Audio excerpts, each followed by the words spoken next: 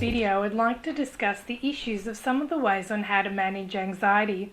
I will not be exploring pathological anxiety in this video, but wish to discuss general anxiety that most people experience from time to time in their lives.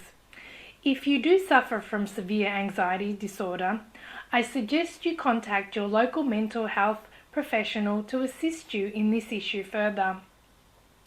Before we look at this concept of anxiety, we need to get an understanding of what anxiety actually is. First, let's look at the dictionary definitions, and then we will take a look at what anxiety means to us personally. Because each person, each individual will have a different association and meaning of what the word or feeling or perception of anxiety actually is. Every word we know, we have a consensus reality of what that word means. But further than that, we also have a personal internal definition of what a word can mean, and we end up at that definition by the filters we see the world through. The filters are the understanding and experiences we have gained throughout our lives. The filters are our values, our beliefs, our decisions, our memories. All these play a huge role, whether consciously or unconsciously, toward any of our decision-making processes in our daily lives. Being aware of or familiarizing ourselves with our filters will create greater awareness of our lives in general. Neuro-linguistic programming can help with identifying your filters and patterns and using that information to create outcomes that you would rather choose and have than the ones that you'd rather avoid. When we look at the Oxford Dictionary, it says this about anxiety: a feeling of worry, nervousness, or unease about something with an uncertain outcome. In psychiatry, a nervous disorder marked by uneasiness and apprehension, typically with compulsive behaviour or panic attacks, strong desire or concern to do something or for something to happen.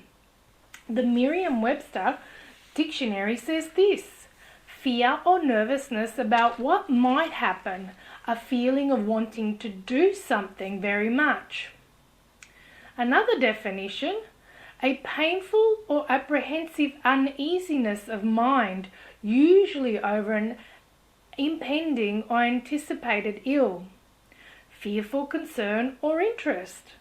A cause of anxiety, an abnormal and overwhelming sense of apprehension and fear, often marked by physiological signs such as sweating, tension, increased pulse, by doubt concerning the reality and nature of the threat, and by self-doubt about one's own capacity to cope with it. So, by my understanding and my internal filter, anxiety is basically a sense or feeling of fear or the unknown or unknown outcome, consequence, or result of a question or situation. A question we don't have the answer to at this point in time. So how do we minimize the sense or feeling of anxiety when we don't know what the end result could be in any given situation? And what management tools could we call upon to minimize and control the sense of dread or fear associated with anxiety states? Anxiety usually occurs in any given situation when we don't have the answers to a question or a group of questions. Therefore, the logical solution would be, in order to avoid, minimize, or control the state or sense of anxiety, would be to investigate all possible responses, solutions, or answers to any given situation or question in our lives that could have the potential of causing us anxiety. This sounds simple, but it can also be an overwhelming mammoth task.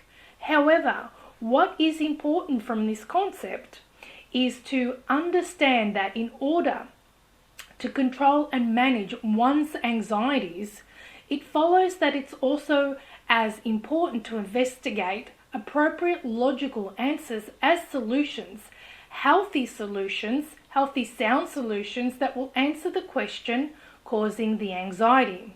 Now, once we have the answer, this in itself could complete and finish the anxiety cycle or refuel it, as the answer may not be the one we favour, and we get to recreate the cycle of anxiety and fear with the outcome that we do not wish for itself to present.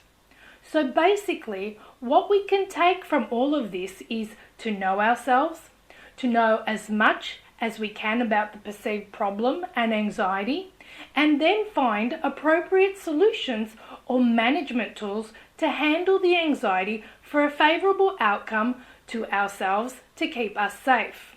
This gives you at least some personal power to take control of you and any given situation you are unsure about. Having as much factual information as possible is key to managing anxiety states. Making informed decisions with options allows for flexibility. If there is a question or uncertainty that has to, by definition, always be an answer somewhere.